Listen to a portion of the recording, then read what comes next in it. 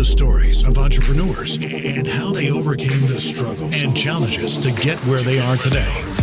This is Believe in the Entrepreneur with Joel Sandoval, CPA.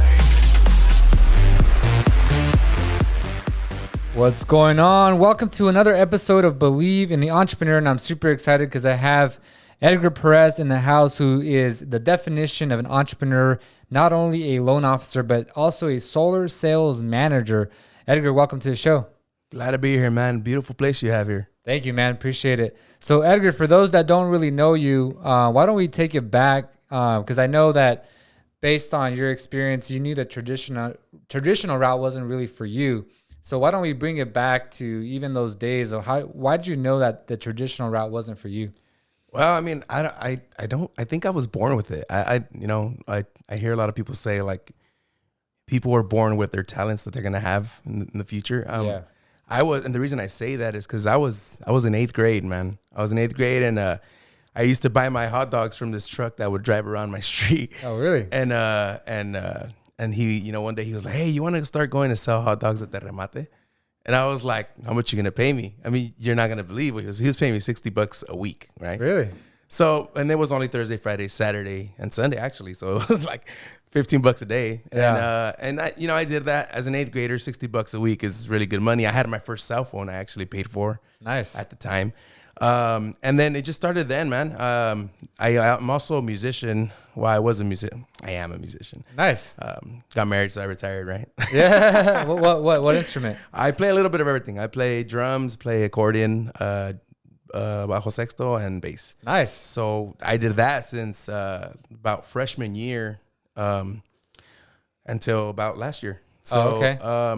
That was always my backup plan. So I think that's why I've always been so aventado, as they would say in Spanish. Yeah.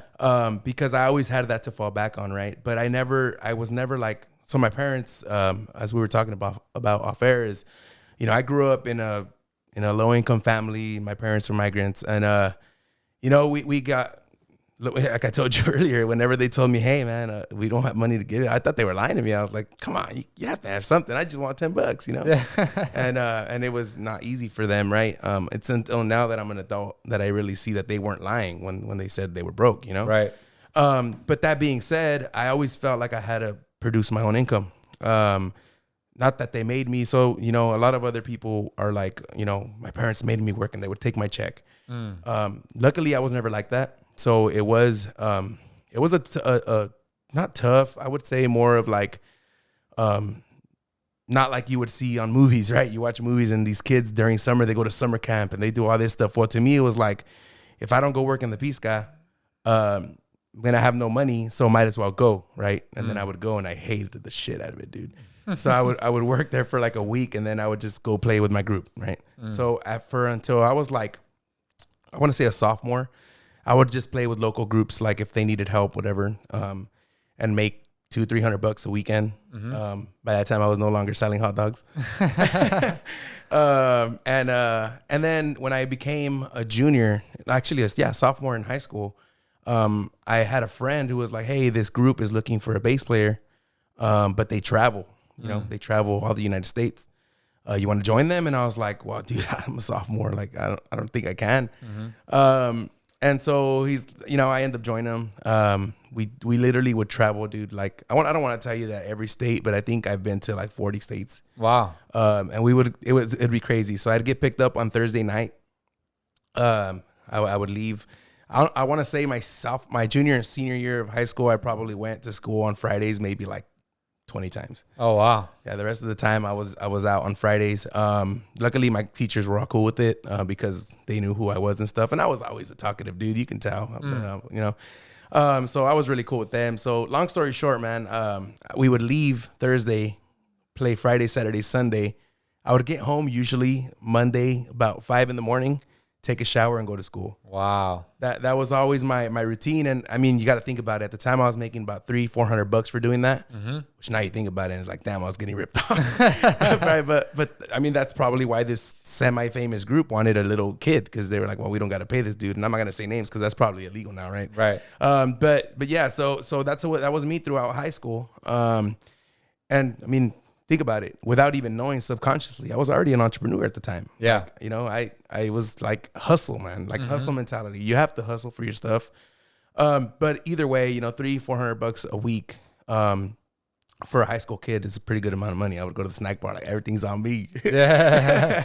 And then I graduated high school, and what does everyone want you to do, right? You got to go to college. I'll tell you this much: senior year of high school, my counselor tells me, hey, if you take this extra math class, because I was a savvy dude. Like, I mean, I'm a loan officer as well, so I'm not dumb. I'm not the smartest guy in the room, but so she's like, you just take this. I think it was like, what comes after like calculus? It was something else. I don't know.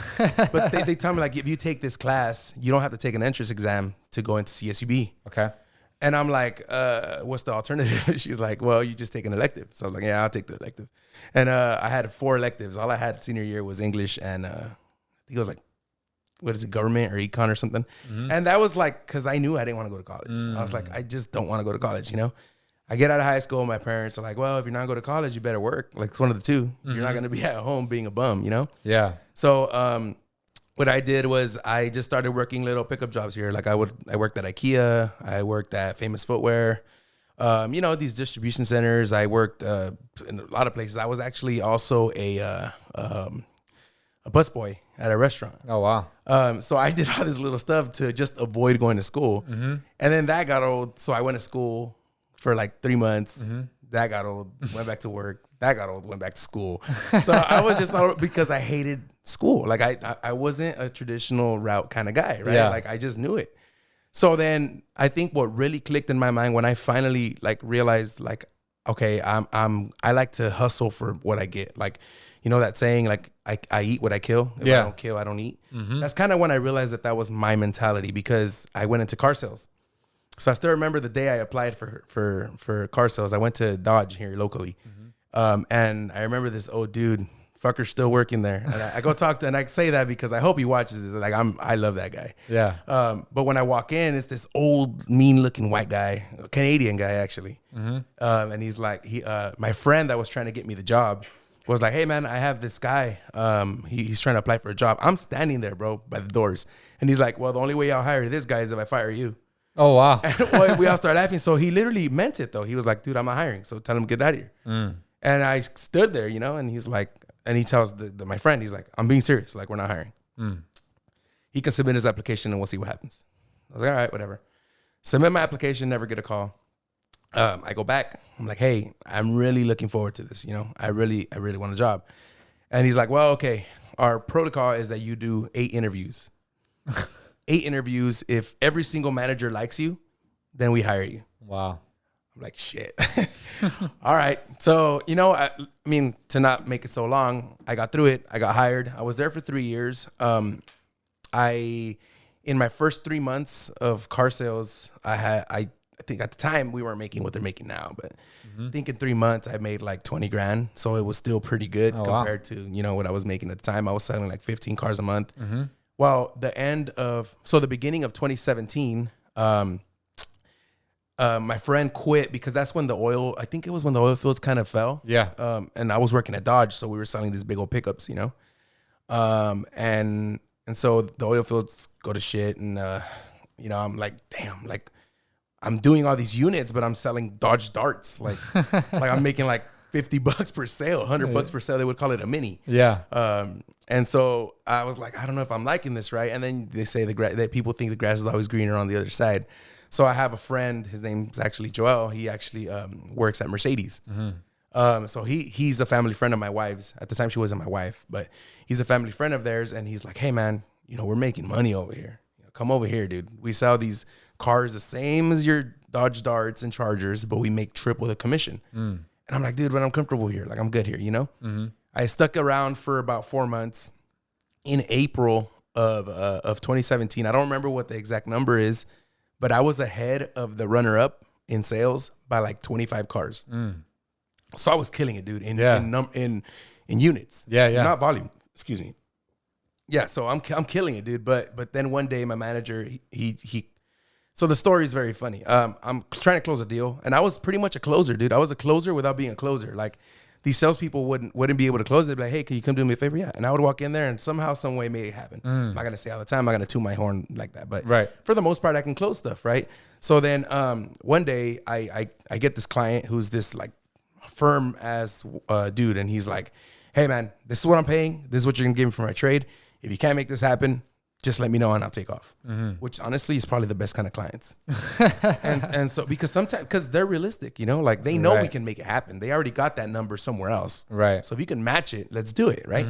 And so he tells me that, and I go up to my manager. I'm like, hey, dude, this is it. Don't even waste his time. Don't waste your time. Don't waste my time. Can you make it happen? He's like, get a credit app. And I said, dude, he's not going to do a credit app. Just get the credit app. And I was like, dude, can you do this or not? Just get the credit app. I was like, are you serious? And he starts screaming at me, if you can't get a fucking credit app, what are you doing selling cars? Oh, wow. And he starts like going off on me. And now I talk to him. Now we're still cool. But now I talk, I was trying to make you strong. I was like, that was the wrong way, dude. Like, that wasn't the right way to try to make me strong. Like I was already your leading salesperson. Like that wasn't going to do anything for me. So long story short, I didn't end up selling that because this dude wouldn't give me the number. So anyway, that day I was like, do you know what, dude? I'm leaving. Like, that's it, bro. I'm going to Mercedes. I went to Mercedes for a month. Grass was definitely not greener. And I quit there for political reasons. I think it's still that way right now, dude. Like the guys there have been there for like 30 years. So good luck getting anywhere there, right? But I went to Mercedes and they're like, hey, you know what? I was like, man, it's not going to work out. So whatever. So I take off, and then one of my friends he's a contractor. So I was like, you know what, dude, I'm tired of sales, right? I think we all have that moment where you figure out you're tired of sales. Yeah. I'm tired of sales. I end up going into work for him. I liked it because he gave me a salary. It was like $1,000 a month. And it was like doing nothing. I would cruise around with him drinking and shit. And so it was like, hell yeah. I was like, what? I was in 2017. I don't know. I want to say I was like 23. This 22. Is doing what? Just like moving crews around in the fields, dude. But it was like we didn't really do much because he had helpers. So it was like pretty much here's $1,000 a week to just cruise it with me everywhere. Oh wow! Because he was the contractor. So I was like, yeah, cool, I'm down, right? Yeah.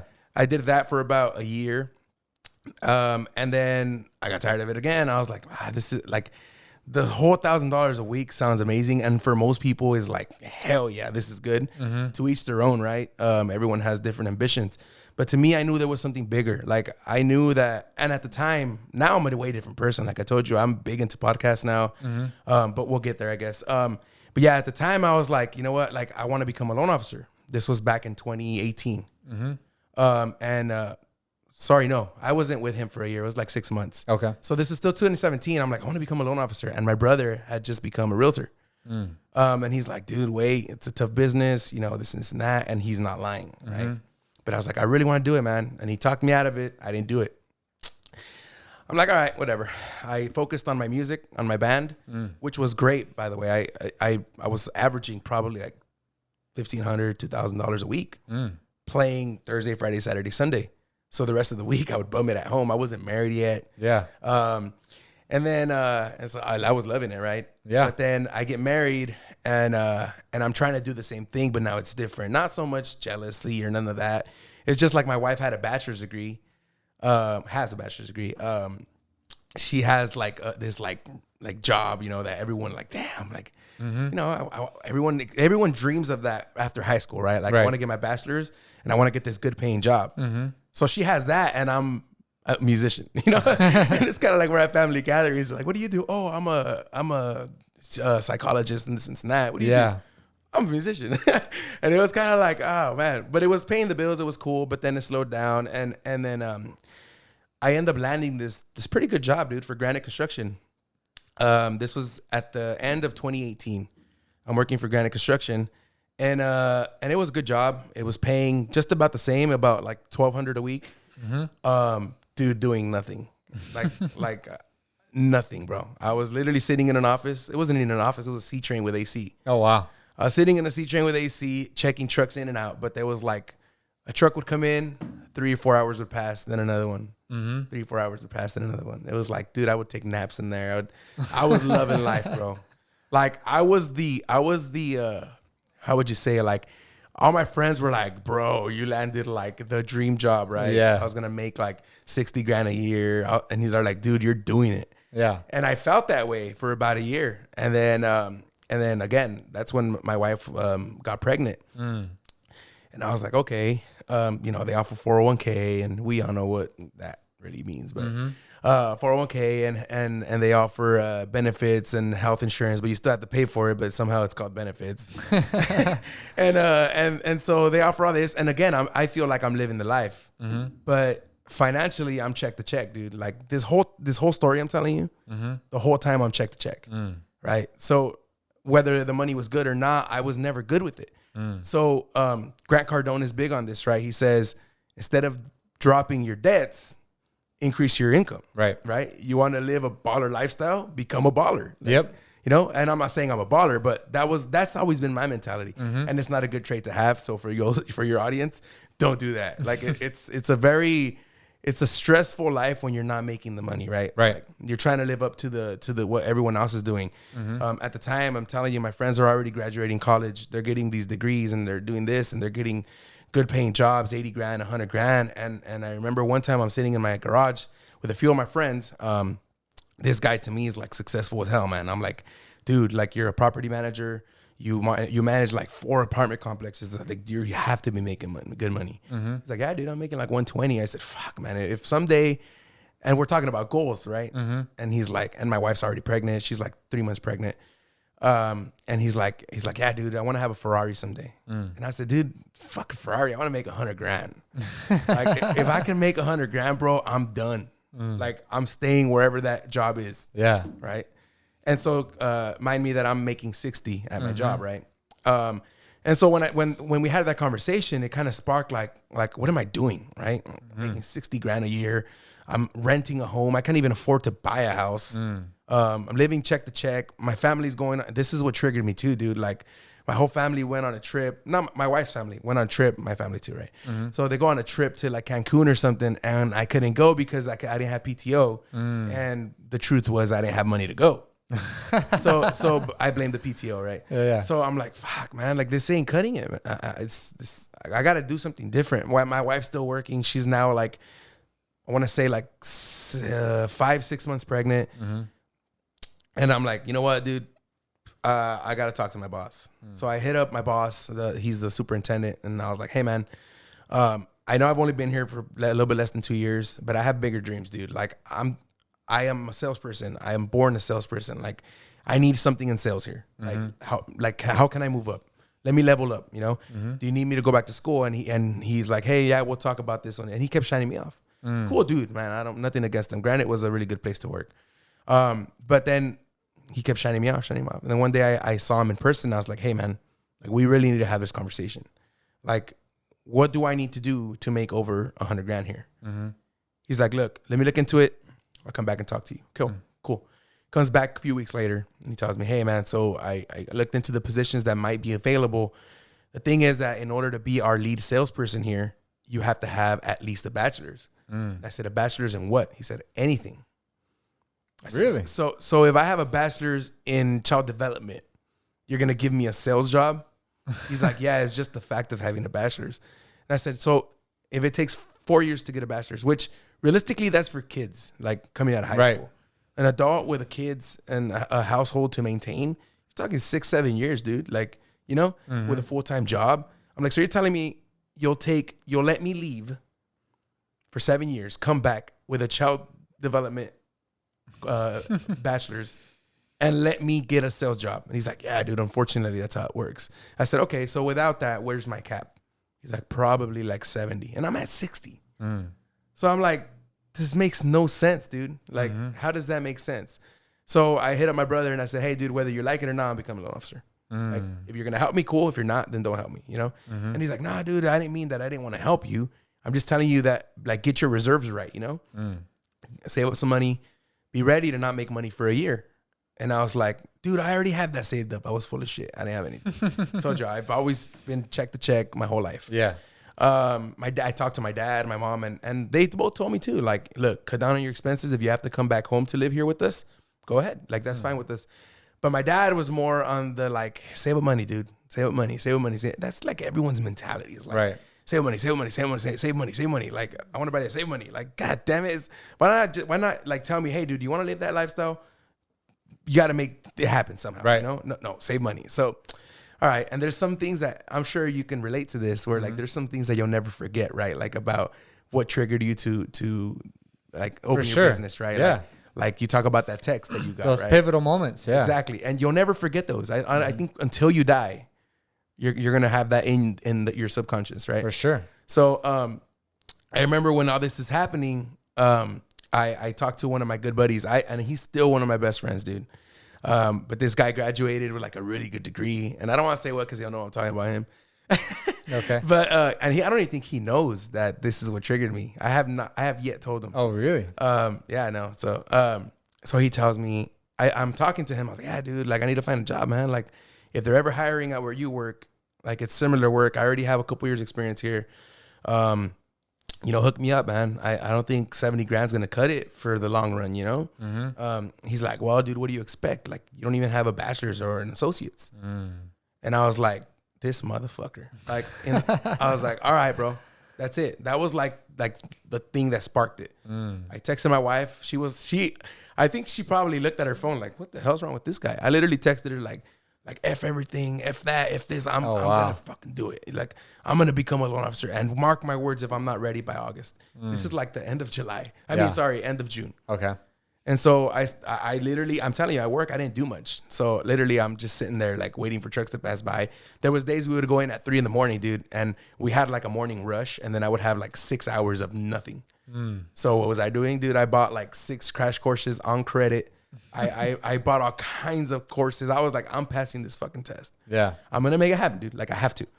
So long story short, dude, by July, the end of July, I'm licensed as a mortgage loan officer. Wow. And if you've heard, that test is freaking hard. Yeah. Like it's harder than supposedly, I haven't taken it.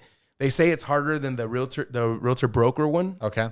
And the regular realtor exam. Wow. So they say it's pretty hard. I passed it on my first try, but dude, I'm like, believe me when I tell you, I was studying 8 hours a day. Yeah. So I get it, right? And this is another thing that sparked me too. There's these 2 memories, dude, I'm never gonna forget. Mm-hmm. I'm at my wife's family's. They're big party people, dude. They like if you learn how to tie your shoe, they throw a party. Like, they party for everything, which is awesome. I've always liked that about them. Turned me into one of those guys now, so my habits got even more expensive. But so we're at a party. I don't even know what it was. It was a little family gathering, and then that's the day I kind of told them, like, cause them too, man. They would like praise my position at work, like, dude, you're at a gold mine right now, dude. Mm-hmm. Like, and I tell him like, hey man, so I'm leaving Granite, and my father-in-law's right there, and he's like, you're doing what? I was like, I'm leaving Granite. At this time, I had just bought my first home, so I had literally just closed. I had been there for about 3 months already. Okay. So he's like, you're doing what? And I was like, I'm leaving Granite. He's like, where are you going? I was like, I'm gonna be a loan officer, and he literally tells me, dude, you're about to fuck up. He said it in Spanish. Really? He said, la vas a cagar. And I was like, why though? Like, but that, like, dude, it got to me. Like, have you ever been hit by news or something that gets you like shaky? And, like, for sure. Like, your voice is cracking, like you want to cry. Yeah.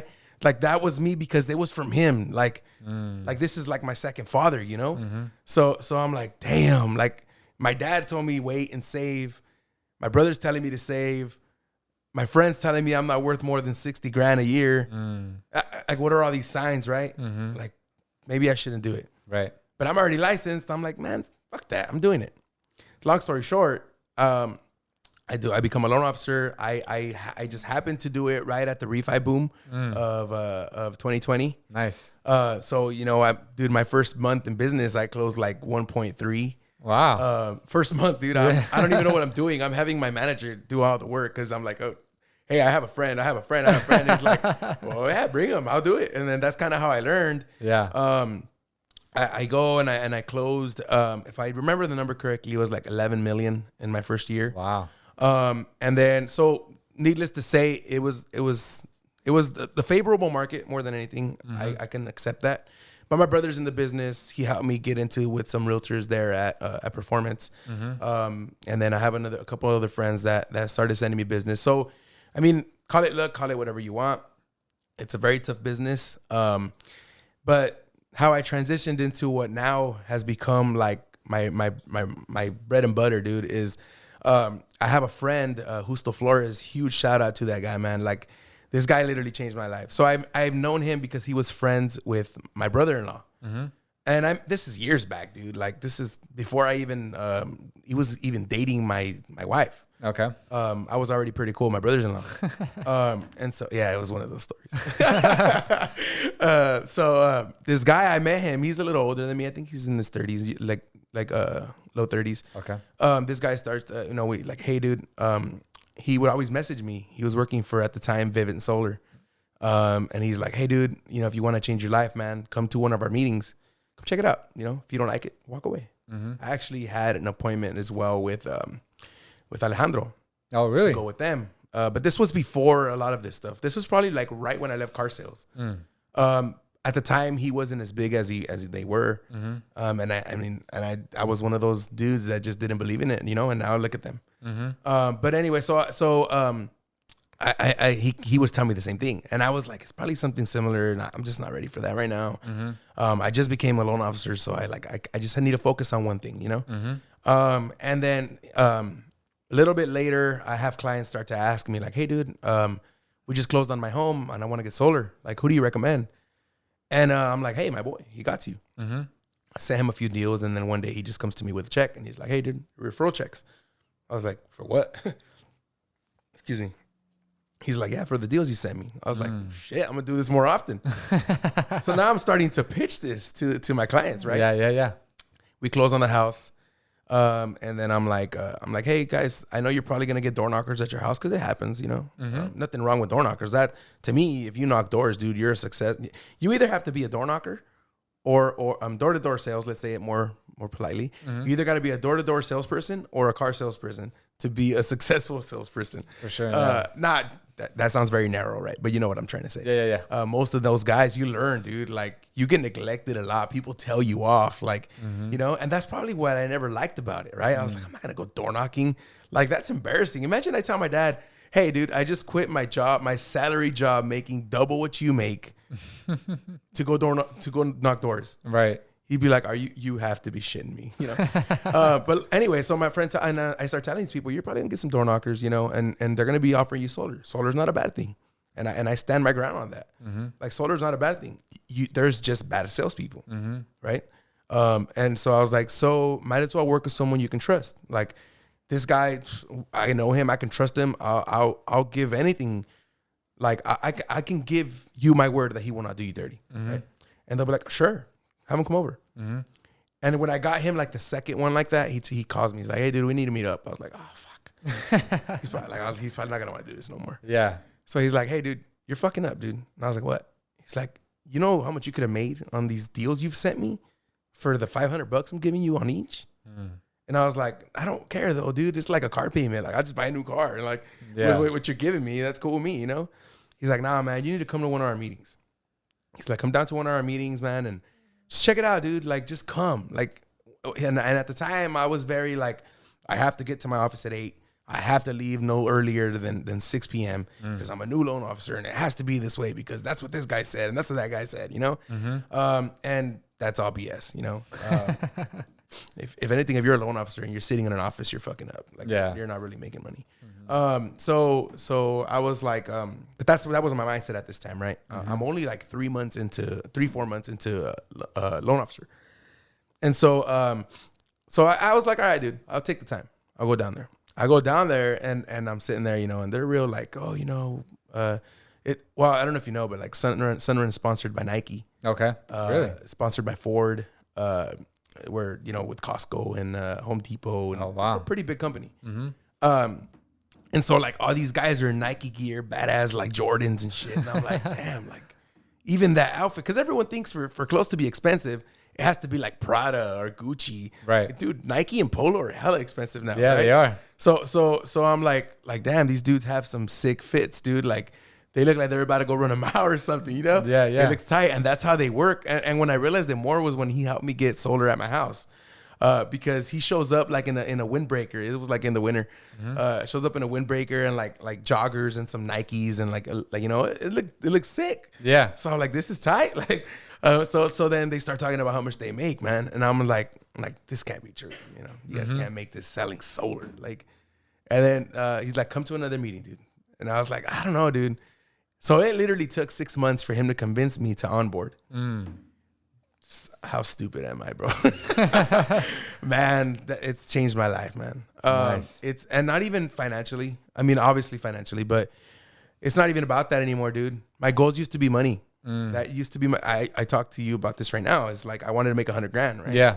That used to be my goals. Now, like, screw the money, dude. The money comes. It comes on its own. Now I'm more about like, if I can do this shit, dude, anyone can. Yep. Like, I'm not special, man. Like maybe I have ambitions and I like, I'm savvy with words. You know, I can talk to you, like, you know, like it's easy for me to get along with people. Right. But other than that, like, dude, I'm just a random dude, you know, like, I'm the random little paisa that walks around everywhere selling solar to people, you know, and one of the biggest things that I focus on, dude, because I said selling solar to people, I'm probably going to get in trouble with my managers. I'm messing around. Now, so obviously we sell, right? Everything is sales. From the moment you try to convince someone of something, you're selling. Hey, dude, can you unlock that door for me? No, come on, bro, please. You just sold them. Yep. Right? So everything sells, but one of the biggest things that I focused my morals, dude, are huge. You know, like I am so dedicated to like giving someone like genuinely what I think is best for them when it comes to loans, when it comes to solar, anything in life, dude. Like I really hope that you never hear like that dude did me dirty. Right. You know, because I do everything in my power to give you the best treatment that I possibly can, because you know who I always see on the other side of the table? My dad. Like when my dad would do deals with people, now I think, like, I honestly, you want to know something? Yeah. I still haven't seen the solar contract that he has at his house. Really? He got solar like 10 years ago. Oh, wow. And I don't want to look at it because I'm pissed off. but that's kind of what like makes me be better, you know? Right. Like, I feel like when you're genuinely a nice person, when you genuinely want to help people, like, I don't want to get into religion, but there has to be something that gives you more, you know? For sure. I feel like having an abundance mentality, dude, is huge. And when you think like that, you're not thinking this sale is all I'm going to get, you know? Like, I have to make every single penny on this sale that I'm getting right now, because who knows when the next one's coming. It's like, no, dude, el sol sale pa todos, right?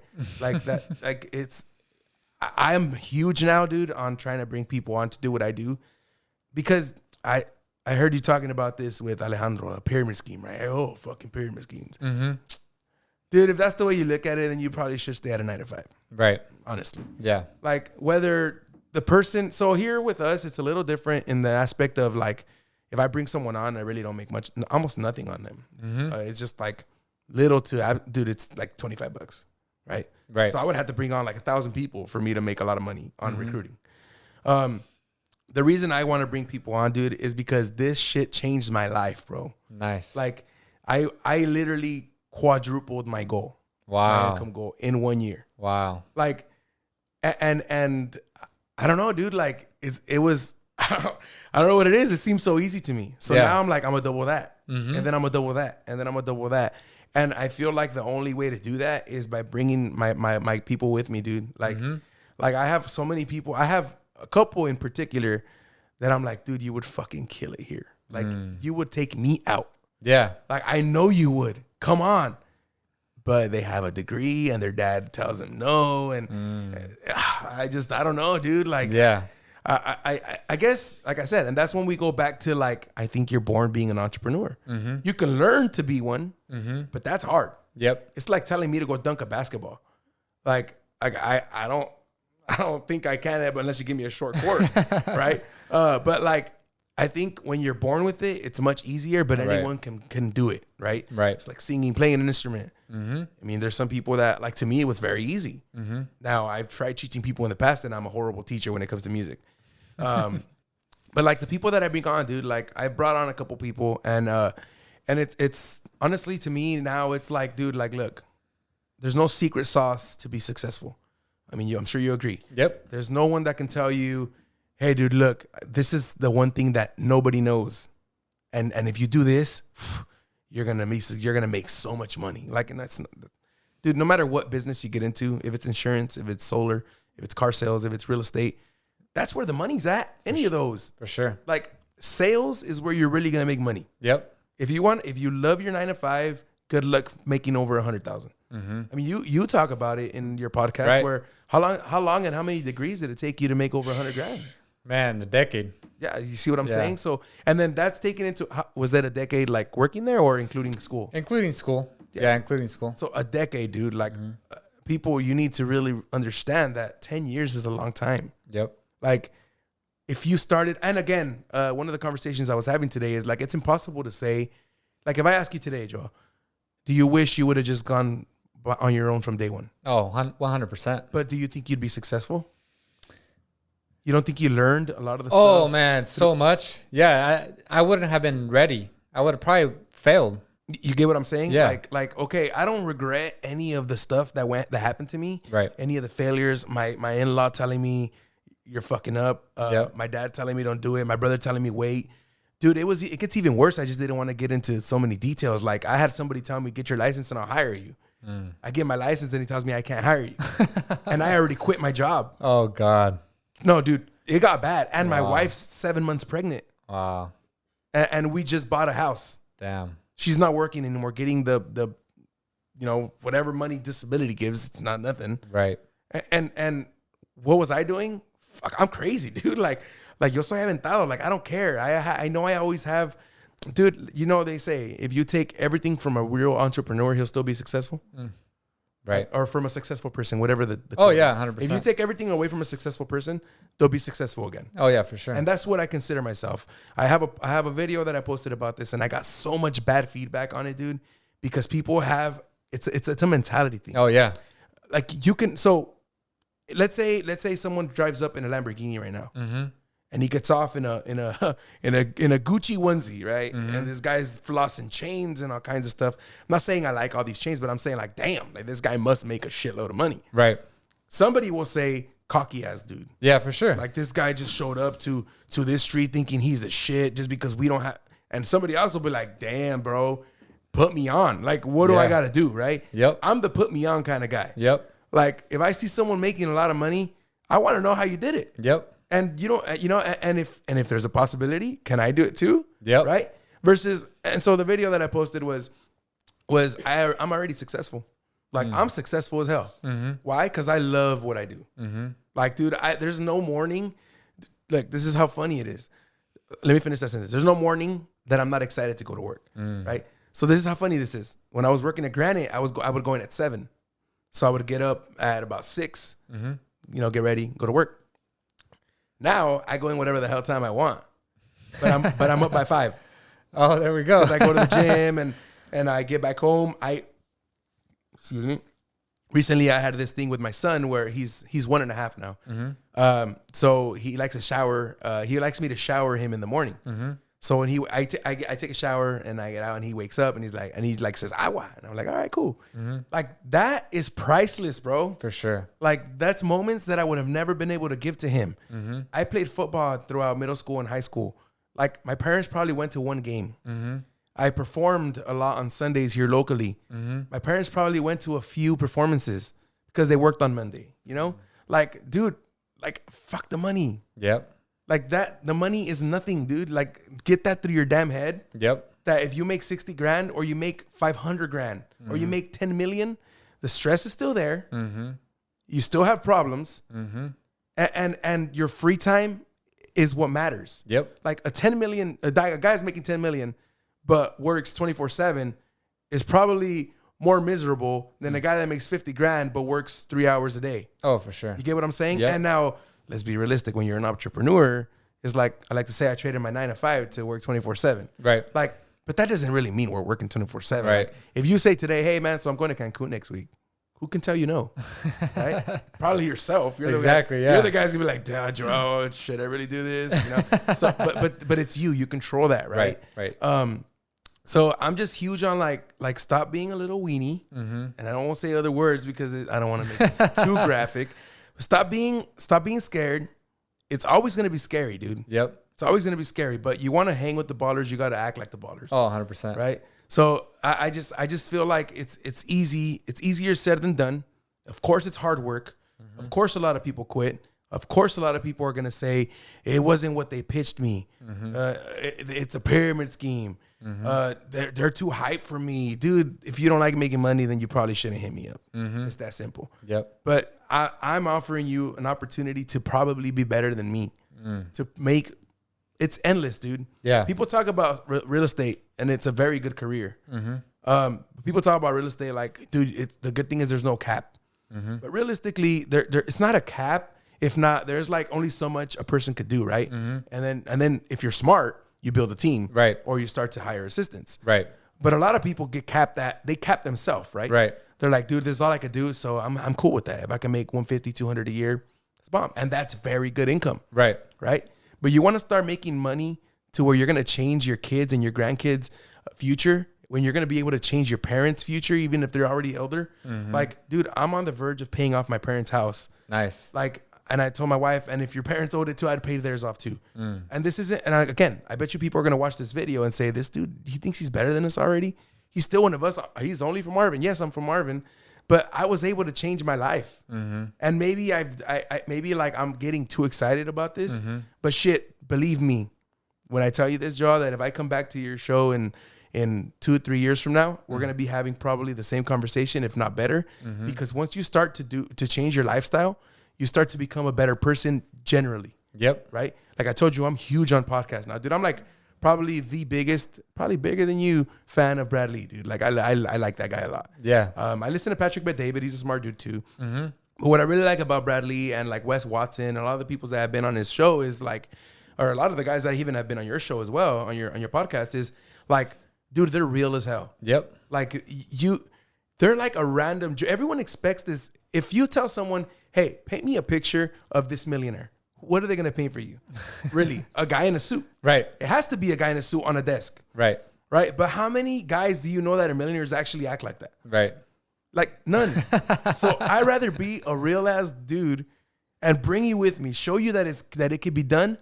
Because if I can do it again, I'll repeat it again. If I can do it, you can do it. Anyone can do it. Right. And there's very many ways to do it, but being an entrepreneur, it has so many benefits, dude. Aside from you can write off a lot of your income and stop 100%. Paying the IRS. Yep. Aside from that, like it really is limitless, right? Like you control your future. I don't want people to misconcept what I said when I said that people talk about real estate being this big thing. Okay, everyone says, well, solar is only going to be around for about 5 years. Let me tell you something. If I can tell you, okay, solar is only going to be around for another 5 years. In those 5 years, you can make X amount of money. You can buy X amount of properties. And after those 5 years, I'll probably become, I'll be a loan officer. I love being a loan officer. But I mean, for a random dude, like my manager, that dude, Justo, we call them managers. I mean, we're 1099, so it's not really a manager, right? But he's a district manager, right? So Justo said that when solar goes to shit, right? Like everyone's saying, he's gonna be the guy that crosses like the kids at school, the guy that holds the stop sign. Yeah. He said he's gonna do that at every school his kids go to. Gotcha. Right. And I bet if someone that doesn't know him sees, like right now you see these older guys, right? Like probably retired dudes that are doing it because they want to have conversations with the parents. Like imagine being 40 years old, being able to be the stop sign guy because I don't gotta work no more. Right. My passive income is, whatever it is, and I don't have to work. Yep. If you can set that up in 5 years, well, why not? Right. Who cares if it's around for 5 years? And shit, let's say you do that for 5 years and then that goes to crap, like everyone quote unquote says that it is. And then you want to go into real estate, go ahead. Right. You want to go into insurance because insurance ain't never going away. Right. Everyone's going to keep dying forever. That's something you're never going to avoid. Right. So go into that. But like set yourself up instead of like, nah, it's because this is going to happen. Well, while you're waiting for solar to go to shit, you're making $25 an hour. Right. Being told what time to get to work. Being told what time you can clock out. Being told, hey, you have to work overtime. It's mandatory. Hey, but I had a trip. That's not my problem. Hey, man, my whole family's going to Mazatlan for the weekend. Is it cool if I go? Nope. You have to work on Monday. Is that really intriguing? And again, to some people it is. Right. Nothing wrong with that. But if someone feels like they're made for more, like I'm here for them, dude. Yeah. Like I can teach you everything I know, and I can have the people at our office teach you more than what I know. But the point is that there's a bigger world out there. Right. And I didn't realize that, dude. I didn't realize that until I got out of what I was accustomed to. So, you know, they say a lot, you have to cut people off, right? Like, Yep. you know, something, and I've heard this, they were saying like, sometimes it has to be your mom or your dad. I could never imagine cutting off my parents. Yeah. But hey, I was lucky enough and fortunate enough to have like my parents together, lovable. Like they just didn't have a lot of money, but they were always, I can say, some of the best parents that I could have ever asked for. Right. But like when I say cut people off, I don't cut people off, dude. They cut themselves off. Yep. Like I changed who I am. I am a very different person than I was 2 years ago, even last year. I talked to my wife, dude. I think a strong household, a wife that's on the same page as you is, I don't even think there's a word to how important it is, Right. to have that at home, because she checks me, dude. Like when I put posts up and stuff, she'll be like, dude, you know what this is gonna do, right? I was like, I don't care. Like at this point, it's like the people who know who I really am know who I really am. Yep. If you want to get to know me, hit me up, dude. We'll talk. We'll have lunch. Like I consider myself a cool dude. I'm not cocky, but I love to show what I have or what I can have, not because I want to like feel better. Right. I don't post my stuff to feel better about myself. Right. I post my stuff to motivate people. Right. Because that's my biggest thing, dude, is like I realized, you know what my long-term goal is? I think I need to be a successful person before I can make this happen. And I told you I'm already successful in my eyes, but I need to be a publicly successful person because I want to be a coach, dude. I want to be like a performance coach, like a sales coach, you know? Yeah. Because I feel like my calling in life is to motivate people, dude. Like to tell people like there's more to life. Right. There's way more to life than money, but money will help you be there. Like, Yeah. it's just the truth, man. Like people try to make it, money can't buy happiness. I see people on yachts happy as fuck. Like, so Yeah. I mean, yes, like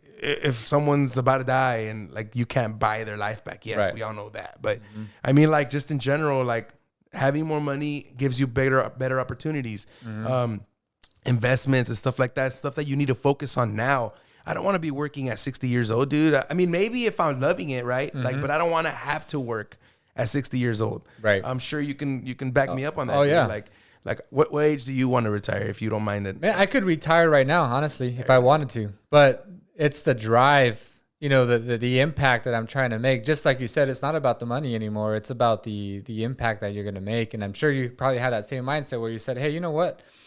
I don't really care about the money. The money just comes. And I'm just about impacting lives, seeing my team win, seeing, you know, my customers, my clients win by saving them 30, 50 grand in taxes. It's like, dude, you were overpaying in taxes for the last 5 years. And so to me, it's all about the impact because I have investments now that could pay for my lifestyle. But of course, that doesn't mean I want more because, you know, obviously the more income you have, the better your lifestyle gets. 100%. And everybody wants a better lifestyle. And so I think that if someone really wants to be successful, they have to be in it, not for the money, but really for the impact they're going to make and the lives that they're going to change. And then when you have that mentality, the sales just come because, like you said, you see your dad on the other side of the table, and it's like, hey, what's in the best interest of my client? And if you really think that, hey, I'm really trying to help you, and they sense that, they're gonna say, all right, where did I sign? And you close the deal. That, Yeah. Yeah, no, I think when you take a number figure out of your goals, like it's good to have one, right? Like I want to make a certain amount of money, right? But I think if you focus on I want to help a certain amount of people, because you can kind of like do the backward math, right, as to how much you make on average per, I don't know, like session, right, or whatever you want to call it, per sale, per whatever, and you say, okay, if I want to make 100 grand and I make on average 2,500, that means I have to do what, 100 sales, Right. Am I right? Yeah, it just depends on, you know, what the commission amount is. So let's just say, but I'm just saying like 100 times 25, I think it's 20. Right. Whatever. So let's just say that's what it is. So now focus on helping 100 people. Right. Don't focus on, okay, I'm at 80 grand. I'm at 83. Right. Because if you're one sale away, it's a lot easier to make that happen Right. than to make a number happen, right? Right. Because let's say, for example, you're at 99.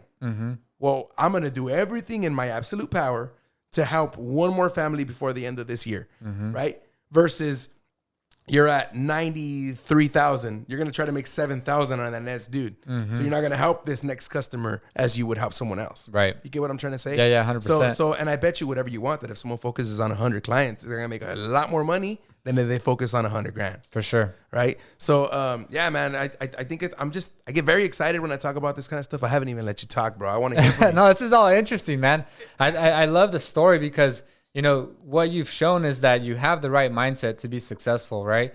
And you've been able to pivot from, you know, yeah, of course, the market also helps you make money. Like you said, you join the, you know, the loan, you know, industry when interest rates were at all-time lows. Of course, you're gonna cash in on that. But now solar is going off, so why not pivot? And you're like, oh, okay, well, solar is gonna basically go away after 5 years. So what? You're going to get so much sales experience in those 5 years, and you're not going to be able to go into a different industry and take those same skills into your new industry. There's going to be something else, another industry that's going off. Take that same skills, put it in your new industry. You're going to be just as successful, if not more, because now you can compound what you learn. So it's like the opportunity will always be there if you have the skill set. And if you don't have the skill set, when that opportunity comes, you're going to let it go because you don't have the skills. How can you serve a family if you've never even done a cold call? Yeah.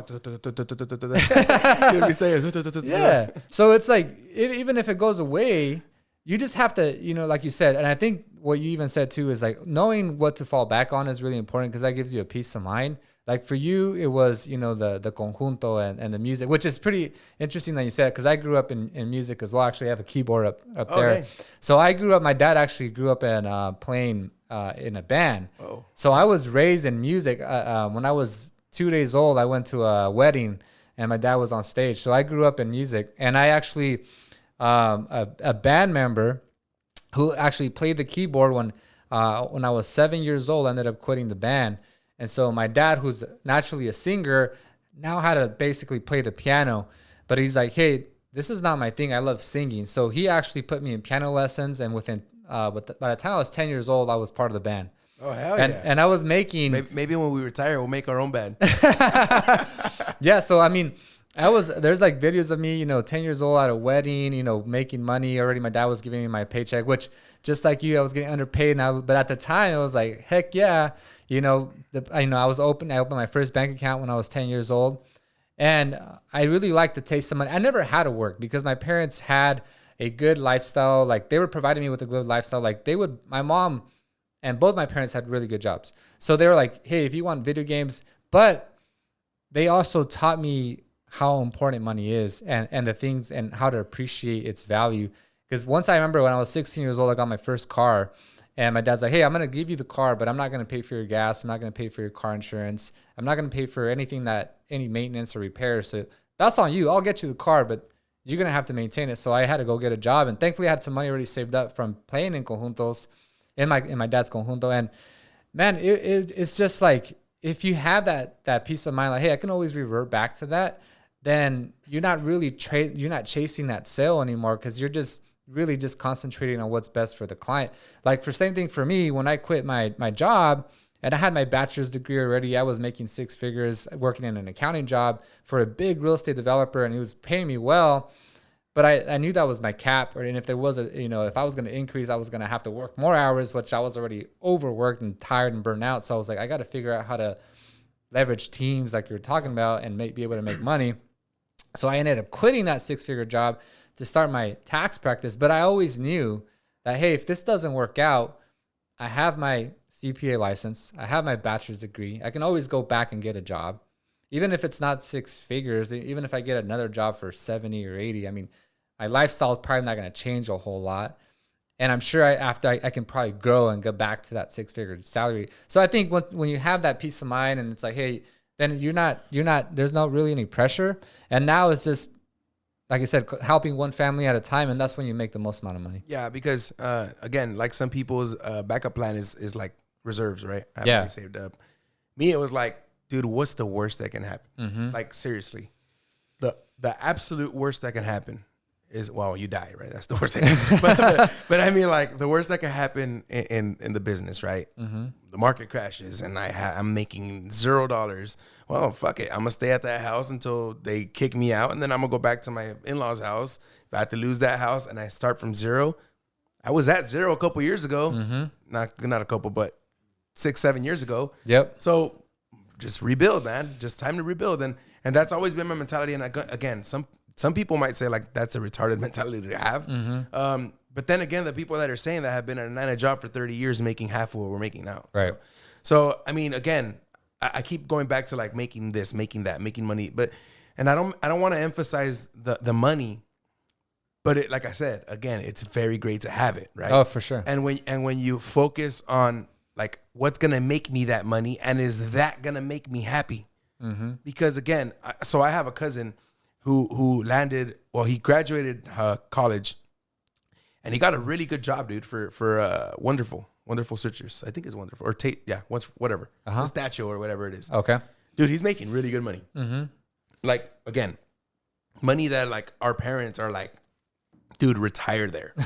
Like, open your 401k. Yeah. You know, get benefits and retire there. Mm-hmm. And he hits me up about a couple months ago, like, dude, I hate my job. I was like, what? He's like, yeah, dude, I hate it. Like, I want to become a realtor. And, like, what do you recommend? And I said, dude, do it. Like, do it. Don't even think about it anymore. Put your 2-week notice in already. Right. And he's like, shit, I just talked to your brother and he told me, like, do it, but save money up. And I was like, fuck that. Like, do it. See, so my advice might be very, very, very, like, brutal, bro. Like, yeah. You have the nuts to do it, then do it. Yeah. Like, but do what you say you're going to do. Yeah. Hey, if I wake up this morning and I say, I'm going to close it, and it's hard to say I'm going to close a deal today, because you can control that, but you know what I'm saying. Mm-hmm. You also got to make your goals doable, because let's say your goal is 100 families 1 year and you're at 25 in August, like, you just give up on it and then you end up at 30, right? Mm-hmm. So make it doable. But what I'm getting is, if I wake up this week and I say I'm closing 3 deals this week, no matter what it takes, at all costs, best believe I'm going to make it happen. Yep. Right. What? I was just going to say, and I think, you know, just going back to, like, your kind of the difference between you and your brother, where your brother's like, hey, have the reserves, right? And there's nothing wrong with that. Like, for me, I always wanted a year's, like I heard you got to have a year's worth of reserves before you start your business. Well, when you're making, doesn't matter, 50 to 100,000 a year, you're probably spending most of it. Yep. For you to actually build a year's worth of reserves, you're going to have to, like, live in a freaking, you know, homeless shelter. Dude, saving money's hard, bro. You're never, especially on a salary. How are you going to save up that money? And the truth of the matter is that when you actually quit your job, not having those reserves, you're going to work so much harder than if you had those reserves, because it's like, I got to put food on the table. I'm not going to sleep until I close a deal, until I help a family. But if you have a year's worth of reserves, that's all right. I'll do it tomorrow. Next month. I'll do next month. Next month. And then you're 8 months in with no sales. You're like, damn. And now you're screwed because your mentality was never right. Right. So again, there's nothing wrong with having the reserves. Mm-hmm. You should, if you can, save them up, right? Yeah. But again, who can save up 50 to 80 grand making 50 to 80 grand? Yeah. Like, it's nearly impossible, dude. So that's kind of where, like, I came, dude. Like, I really just, I know I can make it happen, and I know I need to make it happen. Right. My kid needs to eat. My wife needs to eat. Mm-hmm. I need to eat, and I eat a lot. and I mean that, like, it's funny that I say it that way, but I mean, like, my lifestyle is expensive. Yeah. So I know that to maintain my lifestyle, I got to get that extra sale every week. Mm-hmm. So if my weekly goal is 2 sales this week, I need to get 3. Mm-hmm. If it was just 1, I get it 2. Because eventually, dude, when you focus on that, you look back, like, literally, I looked back the other day at my year to date, and I was like, holy shit, like, whoa, like, this is, and it makes you feel so good. Yeah. And again, you know what goes through my mind a second later? I need to bring people on. Mm-hmm. And that's always my thing, dude. It's like, let's all eat, bro. Let's all do it, man. Yeah. Like, come on, stop. Like, let that go. And I brought people on that didn't make it. I didn't fire them. They left, right? Mm-hmm. They didn't make it. And again, that's cool, dude. Like, find what you love. Because that person was like, dude, like, yeah, it's good money, but I don't find the love for it, dude. Mm-hmm. Like, I go knock doors and I'm miserable. I don't even have a good conversation with somebody. Mm-hmm. Versus, like, when I knock doors, I'm like, hey, what's up, bro? How you doing? Yeah. A lot of times, like, get the hell out of my house. I'm like, oh, you're having a bad day or something? and they're like, oh, no. And then you kind of just break that. People will always have a guard up. Right. Like if someone comes in here trying to sell you something, right? Like for your business, you're kind of just like hesitant to like, you're probably trying to fuck me over. Right. That's what everyone's thought is of salespeople. Right. Little does everyone know everyone's a salesperson. That's considered. And just to add on that, it's because like people love to buy, but they don't like to be sold. Exactly. You have to let them sell themselves. Right. And the way you let someone sell themselves is by providing value to what you have to offer. Yep. Right. Like in regards to solar, you're paying a bill.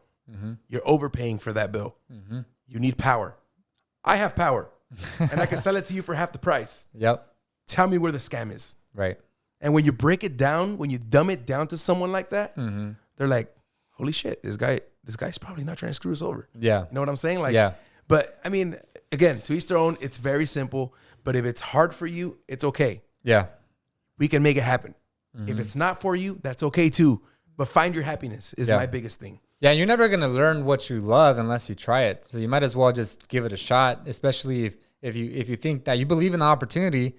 You know, what do you have to lose? Maybe time spent, but you probably gained some skills while you were there anyway. 100%. So why not give it a shot? But what I want to talk to you about, Edgar, because I think it's really important, and you mentioned like you were kind of recruited into this solar, right? And I think that, and now you're starting to build your team as well. And you even said with real estate, like, well, you're going to be capped in how much you can make in real estate based on, one individual's capacity. And I think a lot of people lack the ability to create teams and the ability to generate additional revenue with teams. And I think a lot of it is because they wanted, I can do it myself, I can save the money. But really what I found, it's like the more I'm sharing my profits with my team members, the more that I actually make more money. And I think that's how you can build a business, because now you have teams, you have supporting team members that everybody wins. You know who Tom Ferry is? I do. So I went to his conference in Dallas, Texas last year. I actually went to a Cowboys game, happened to go to the conference. I'm kidding. I went to the conference and there was a Cowboys game, so we took advantage of that. Nice. We're there, and one of the things he said, and I don't remember the exact words he said, but it made a lot of sense to me. It was in the lines of, you always trade money for time, right? And so are you doing minimum wage shit? And these are his words. Like he was very straight up. Nice. You doing minimum wage shit, or are you doing like $1 million shit, right? And what does that mean, right? What that means is that clerical stuff you should not be doing, right? Like, so you, like a receptionist, let's say you didn't want to hire a receptionist because it's, it's another livelihood, right? So right. It's costs me money. Yeah, it costs you money to buy it, whatever you pay them. So right now we're interviewing this, you would have your door locked. Right. Because you can't just have someone sit there while we finish this. Right. Right. So what if that client there was like a owner of 6 small businesses locally? Right. That was looking for a CPA. Yep. And now you missed out on that because you didn't want to pay for a receptionist. And that's just a small example as to what many people do. Not just with a receptionist, with like a bunch of stuff. Oh, 100%. So a podcast, like they've become huge, bro. And your following is great. And it's only going to get better. It's only going to get bigger, right? And so this is an opportunity to make money. Yep. Right? Whether you have to do it for 5 years before it actually generates money, it's fine. Yep. But not having a receptionist was stopping you from doing that. Right. Right. And again, I don't mean the literal sense of that. I just mean like in general, like when people are like that. Right. So I'd rather focus on, like, if I have to give up a little bit here, a little bit there, to look at the big picture, you really need to focus on what you need to do for the big picture. Right. Right. I'm sure you weren't this big. How many people do you have working here now? I have 15 people now. 15 people. 15 people. And I think for me, actually, just to piggyback off what you said, like the receptionist example, because I always go back to what is your, I remember my first coach, first time I ever had a coaching call, never had a coach in my life. And I remember the first question he asked me is, what's your end goal? And I had never thought about that. I was like, well, I don't know, maybe to replace my income that I was making before, because I had barely quit my job. And he's like, okay. And so once you get there, then you're done. That's your end goal. well, no, I guess not. Then, okay, well, then what is your end goal? And I had never really thought about it. And then I remember another coach asked me, hey, in between now and the time you retire, what is the most money you'll make in 1 year? Remember I told him $1 million. And he started laughing and he's like, Joel, you got to think bigger than that. And I was like, wow, more than $1 million in 1 year. And it just opened my mind to the possibilities that are out there. And I remember so I just spent like hours and hours thinking, okay, what is my end goal? Because I don't really know what it is. Is it money?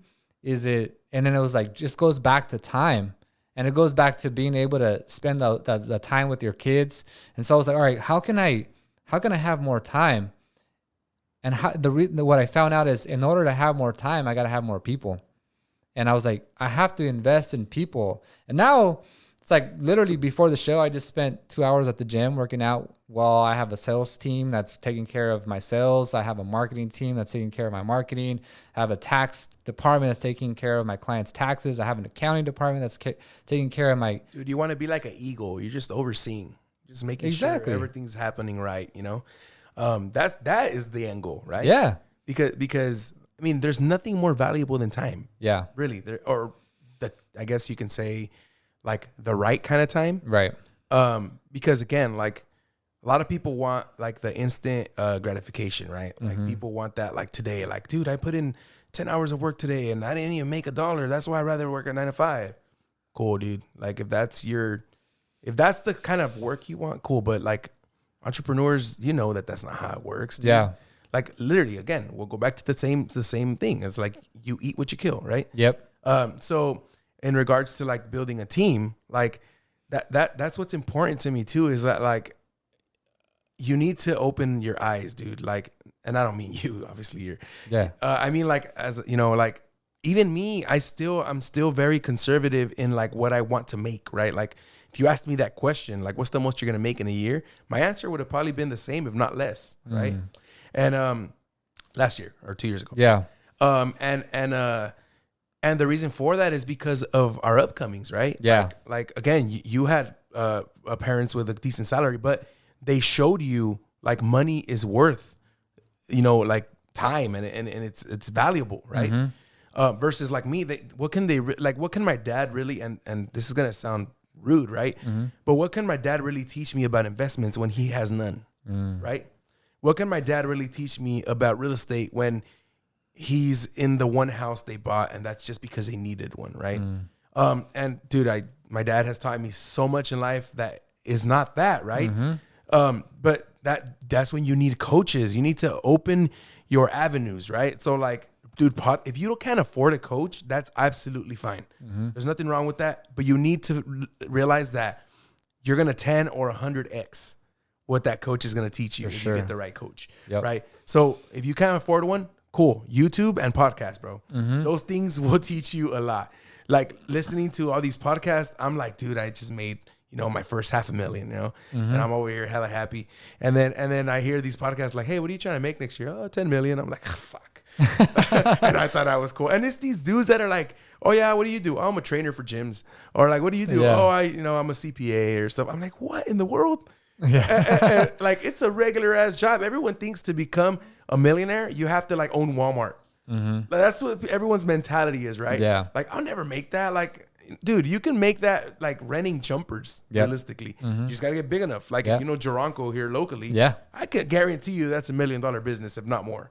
Right. I have a couple friends who own restaurants. That's like multiple $1 million businesses. Like, it's very doable. This dude would drive around in a van selling seafood in the fields. Now he owns a couple seafood restaurants in Bakersfield. You know what I'm saying? Like, everything is very obtainable when you open your mind. When you get your mindset straight and you make the right habits. Like, I think going to the gym, you mentioned you went to the gym. I think it's a lethal part of your day. If you don't go to the gym, I like going in the morning though. I like going like like at 6. Because my day goes by a lot. I'm awake. I don't show up like to an appointment with one eye half closed. So it kind of helps me wake up. It wakes you up. But it doesn't matter when you do it. If you, it's more of like Andy Frisella's 75 hard. like everyone tries to use it as a fitness competition, right? It's not a fitness competition. It's a mental toughness competition, right? Because if you can do everything on that checklist for 75 days, you are a bad motherfucker. Like you can accomplish anything in life, right? But if you can't, if one day you're like, and I'm not a fit dude, so like, you know, everyone's like, this guy don't go to the damn gym. I just eat like shit, dude. I need to clean up my eating habits. And speaking of 75 hard, I'm thinking of starting that when I get back from Mazatlan. I'm gonna be going in the next few weeks. Nice. So like when I get back, I'm doing it. No damn excuses. My wife's birthday is about to pass when we're gonna be out there. Nice. My son's birthday is until December. My birthday's till April. There's no excuse as to like in the middle. There's this holiday. Like I know if I make that happen, dude, I will guarantee you, and I will even make you a bet that I'll be back on your podcast next year and have made over $1 million next year. Nice, like man. I know I can make that happen For sure. But it just takes that mindset. Like once you figure out I can accomplish anything, dude, you can accomplish anything. Yeah, 100%. I think it's just a matter of, like you said, having the right mindset, and also how badly do you want it? How badly do you really want it? Because if you really want it that bad, like, are you gonna actually sacrifice? Like if you're like, okay, I'm going to make $1 million. Okay, well, that might mean if you're not going to make $1 million, then you got to sacrifice maybe that trip to Mazatlan if it really means that much 100%. To you. But if I'm good with 500. Okay, well, there's nothing wrong with that. But you know, you're sacrificing one thing or another. So it's just a matter of really knowing. I think that's why it goes back to that end goal, and it's like, what's really, you know, what is it that you want to achieve? Is your end goal a money figure now or no? It's not anymore.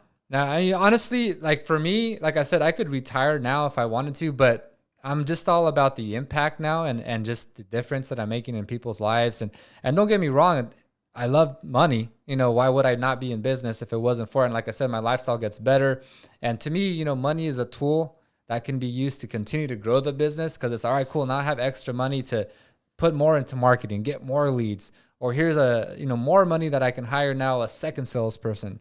You know, so to me, the money is cool. And now I am able to invest to buy myself more time, which is my end goal.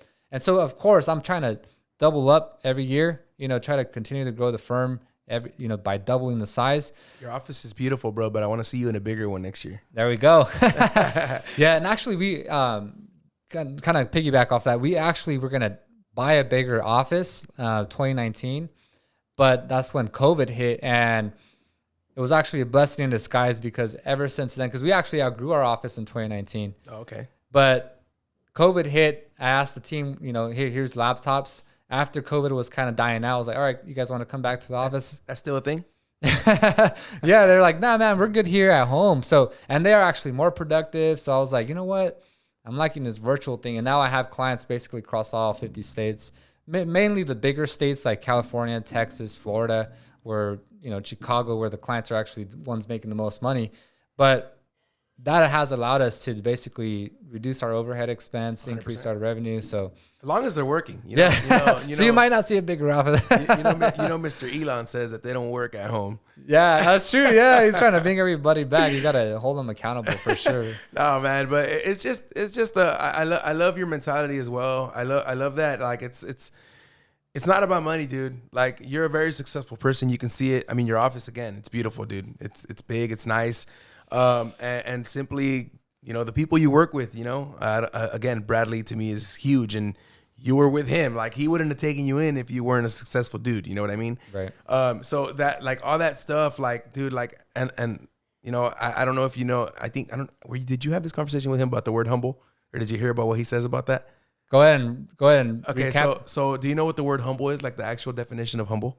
Go ahead and describe it. It's if I can't think of it, the actual words, but it's like diminishing yourself, like what you think about yourself, to not offend other people or something like that. Like when you look at it that way, like shit, I don't want to be humble. Like I want to be nice and I want to like help people, but like but the reason that I thought of that is because I said like you're like a very humble dude, and like many people that are as successful as you or even less would like have taken up like, dude, who is this guy? Like, no one even knows this guy. I don't want to have him on my podcast, you know? Like, you get what I'm saying? So like, I love when people like that can help each other out. You know what I'm saying? Like, I'm sure like if I ever have clients that need a CPA, or even myself, I need one. I was actually talking to you about that. Yeah. Like I work with people who work with me. You know what I mean? For sure. So like, that's what it's about, dude. Helping each other out, holding each other up. And that's what I'm here to do, dude. Like, I think my bigger calling in life, I'm telling you, is I want to become a coach someday. Nice. And it's not even like I can make you a millionaire. No, it's like I can help you level up. Yeah. Whatever that means for you, that's your problem. Yep. Right? Don't worry about money. Yep. If you're making 50, I'll help you double it. If you're making $1 million, I'll still help you double it. Even if I'm not a millionaire. All I'm saying is a lot of people are stuck. They plateau, not because, and the dollar figure doesn't matter, right? If you make 10 million, some people get stuck there. Hardly ever happens because the rich people just keep getting richer. Yeah.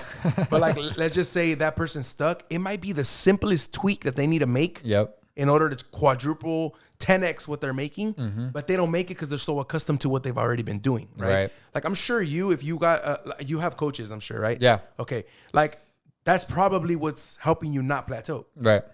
Because in one's mentality, one that comes from what we grew up with, like, we're already over succeeding. Right. So it's easy for us to be like, I'm done, dude. Yeah. I don't need more. Yeah.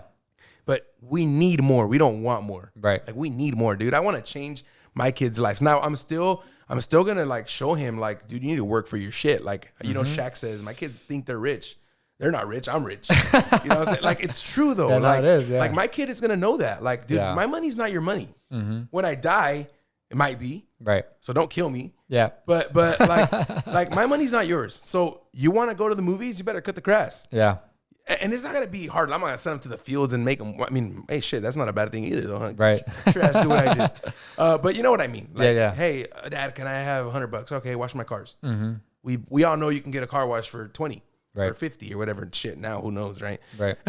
But you get what I'm saying. Yeah, We need our kids to know the value of money because their lives are going to be way different than what we grew up doing, right? Oh, 100%. And then there's that cycle that says, like, eventually our kids are like, you know, great grandkids are going to be back to my parents, like, style of living, right? Have you seen that? Yeah. There's like a cycle. Well, the reason that happens is because the parents or the kids don't understand the value of money, right? Right. I grew up in Arvin High.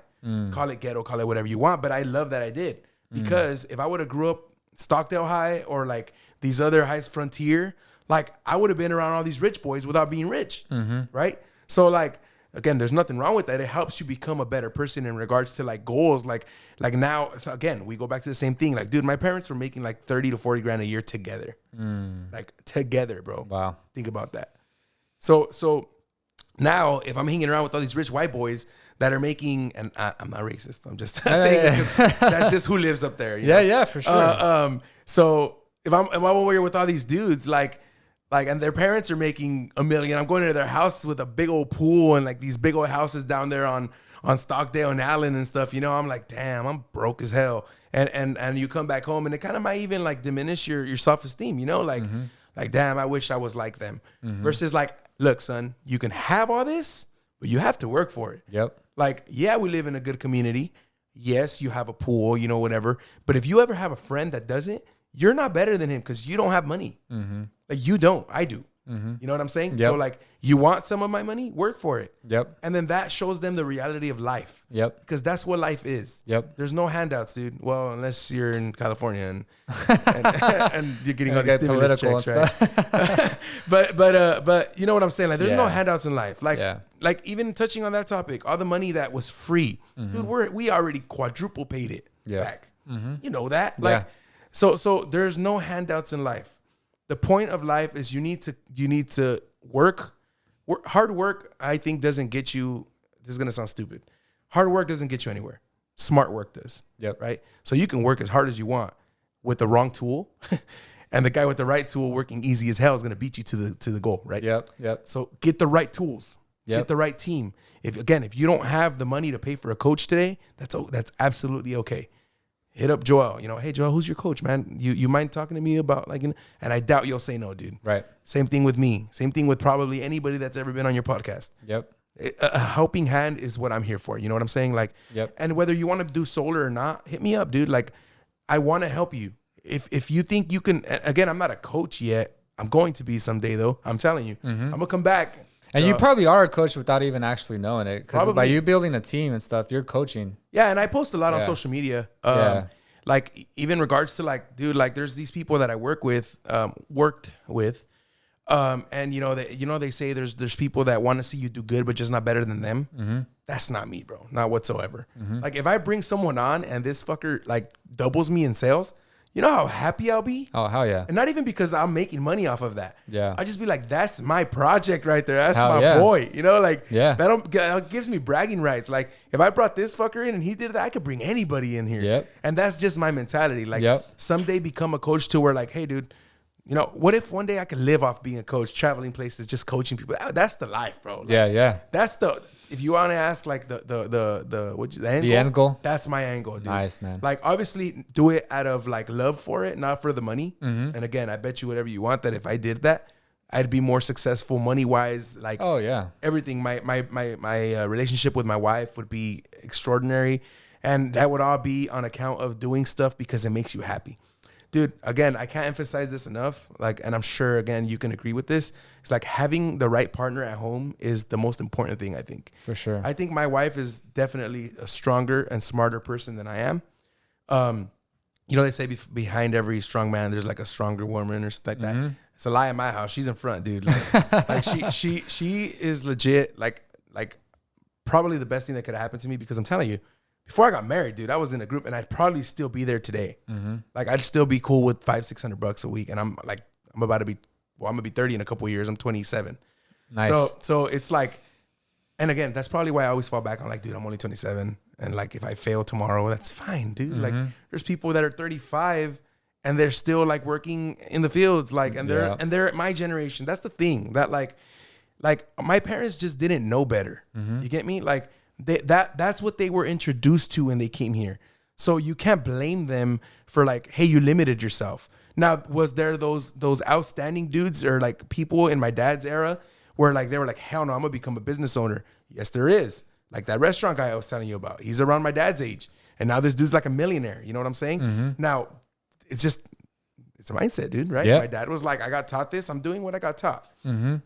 And blame it on whatever. Oh, he came from a wealthy family. Nah, that's all BS, dude. Yep. They're just excuses is what they are. It's like, instead of like, hey, whether he had that or not, it's like, well, why don't you create those opportunities for yourself? And it's like, find a way to create that opportunity for yourself. But if you don't change your mindset, all you're doing is just going to basically, like you said, it's the same thing when someone pulls up in a Lamborghini. You could talk shit about them, or you can say, hey, how can I join your team? And I'm pretty sure any successful entrepreneur says, damn, how'd you do it? Yeah. How'd you do it, bro? Or like, congrats on that shit. For sure. Like, I'm telling you, dude, I'm big on that. Like, my friends just bought a Tesla, so my dumb ass goes and buys a Tesla. I'm like, I ain't staying behind, fucker. I can do it too. And it wasn't even of like a hating mentality. It's like, hell yeah, dude. Like we do the same thing, and he makes, I don't know if he makes more or less than me. I don't ask those questions. But like he comes to the office one day right there at one of our weekly meetings, and he rolls up in his Tesla. And I'm like, you motherfucker. I was like, when'd you get it? And he tells me about it. And then he's like, hey, dude, they have one available right now. I was like, well, we're going over there to get it, dog. Let's go. And I ended up getting one. So I was like, but see, like somebody else would have been like, and I hope he's not thinking this. I doubt it. He's a cool dude. Like, this motherfucker just got one because I did, you know? So what? Yeah, like, who cares? that's what life's about. You know what? Now we're the test gang. Yeah, you know exactly. Like, and next year we got Model 3s. Next year we're going to get Model S's. Yeah. And after the Model S, we'll get a Model X and Y, whatever. But you get what I'm saying, right? Like let's all level up together. And if you need help leveling up, whether you're in sales, if you're in a 9-to-5 and you absolutely hate it, if you kind of hate it, if you think you hate it, if you just simply don't like it, if you kind of just barely like it, dude, just hit me up, hit one of us up. I'm sure you have something to teach them too, dude. Like, but I think the path of entrepreneurship is probably one of the best paths that you can take. 100%. Edgar, if anybody wants to hit you up, wants to be part of your solar team, they can reach you at the lender Edgar is the tag. So at the lender Edgar, you can find him on Instagram and Facebook. Edgar, you dropped so many bombs today. I think that anybody who wants to be a part of your team is going to just level up, like you're saying. So again, it's been a pleasure having you on the show, man. And again, thanks for being on. Thank you, Joe.